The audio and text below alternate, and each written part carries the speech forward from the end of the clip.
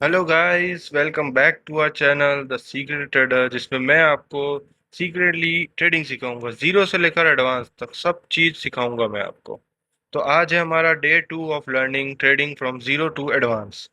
तो आज आप देख सकते हो कि आज अपन ट्रेंड के बारे में पढ़ेंगे और sideways market, down trend, up trend तीनों के बारे में पढ़ेंगे। तो जैसे पिछली वीडियो में मैंने आपको थोड़ा बहुत तो बताया था कि अप ट्रेंड क्या होता है, डाउन ट्रेंड क्या होता है, साइडवेज क्या होता है। इसमें अपन थोड़ा डिटेल में पढ़ेंगे। अप ट्रेंड यानी जो अप ट्रेंड है, जैसे कि आप यहाँ पे मेरे लैपटॉप में देख सकते हो कि मैंने अभी एक बिटकॉइन में ट्रेड बनाई थी, जो मैं आपको अभी दिखाता हूँ। 1 मिनट। जैसे कि आप देख सकते हो, ये मैंने एक एज अ बिटकॉइन में एक ट्रेड बनाई थी, जो मैं ये ईएमए थ्योरी पर काम करता हूँ उस हिसाब से, जिसमें मेरा 1:2 का टारगेट था और सिर्फ 2 कैंडलों में वो टारगेट हिट हुआ था। यह मेरी अभी जस्ट बाय एंट्री थी और ये मेरा टारगेट था, जो अभी टारगेट हिट हो चुका है। मैं प्रॉफिट बुकिंग कर चुका हूँ। या अपन ने as a image theory support resistance पे काम किया था, तो ये एज अपन कह सकते हैं कि ये कंसोलिडेशन चल रहा था।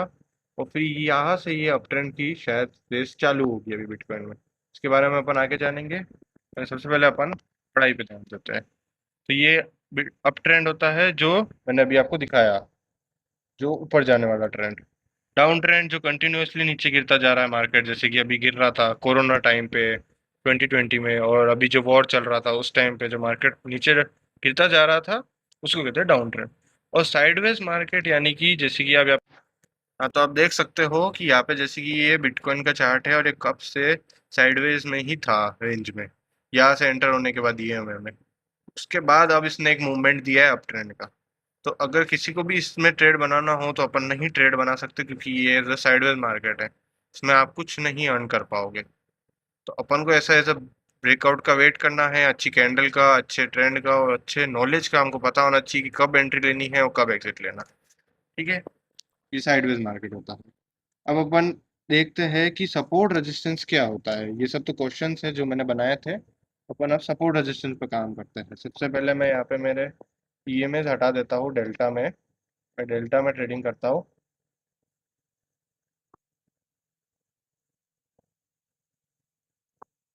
तो अब आप देख सकते हो कि अगर मैं इसे इसे सपोर्ट रेजिस्टेंस के हिसाब से देखूं, तो मार्केट जब भी यहाँ पे आया है, एक बाउंस उसने ऊपर की तरफ लिया ही है। जैसे आप यहाँ पे देख सकते हो, यहाँ से लिया, पहले यहाँ आया था तब भी लिया, जब यहाँ पे था तब भी एक इतना बड़ा बाउंस लिया। तो यहाँ से एज ए मेजर सपोर्ट अपन कह सकते हैं। एज ए मेजर सपोर्ट के बाद हमको एक अच्छी कैंडल दिखी, उसके बाद अच्छा फॉलो थ्रू, उसके बाद रिटेस्ट, और फिर ये एक ग्रीन कैंडल की क्लोजिंग थी। ठीक है, और उसके बाद फिर अपन को एक अच्छा प्रॉफिट मार्जिन का मिल गया। तो एनालाइज के लिए आपको बहुत घंटे बिताने पड़ेंगे। मैं यहाँ से बैठा था मार्केट में और मेरे को एंट्री यहाँ मिली है। बहुत लंबा टाइम मैंने बिताया, उसके बाद मुझे प्रॉफिट की एक एंट्री मिली। तो पेशेंस भी रखना है, डिसिप्लिन भी रखना है, रिस्क मैनेजमेंट भी रखना है।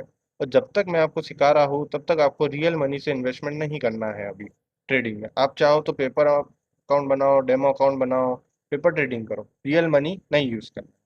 जैसे सपोर्ट के हिसाब से काम करो, आप रेजिस्टेंस के हिसाब से काम करो। जब भी मार्केट 2 से 3 बार किसी भी रेजिस्टेंस को, मतलब किसी भी हाई को 2 से 3 बार टेस्ट करता है, तो वो रेजिस्टेंस होता है। वहां से मार्केट गिर सकता है। तो इस अपन लाल कैंडल या कैंडल स्टिक्स, अब मैं आपको आगे पढ़ाऊंगा, उस हिसाब से आप कैंडल वाइज देख के आप वहाँ पे एक सेलिंग ट्रेड बना सकते हो। अब अपन कैंडल साइकोलॉजी के बारे में पढ़ते हैं। सबसे पहले अपन पढ़ेंगे मारूबोजू कैंडल के बारे में। तो ये जो ग्रीन कैंडल होती है ना, ये मारूबोजी होती है, जो बिल्कुल ही पूरी ग्रीन होती है। इसमें कहीं कोई विग नहीं होती, कुछ नहीं होता है, और ये अप ट्रेंड को शो करती है। जैसे कि आप ये वाली कैंडल देख सकते हो मेरी जो थी, इसमें सिर्फ हल्की सी नीचे विग थी और ये पूरी की पूरी मारूबोजू थी। जैसे कि आप देख सकते हो, मैं एक बार इसको हटा देता हूँ ताकि आपको क्लियरली दिखे। ये वाली जो कैंडल है, क्योंकि ये एक अच्छी ग्रीन थी और उसके बाद पूरी की पूरी ग्रीन थी, तो इसको अपन एज ए मारूबोजू कैंडल कहते हैं। जैसे कि ये वाली भी कैंडल मारूबोजी।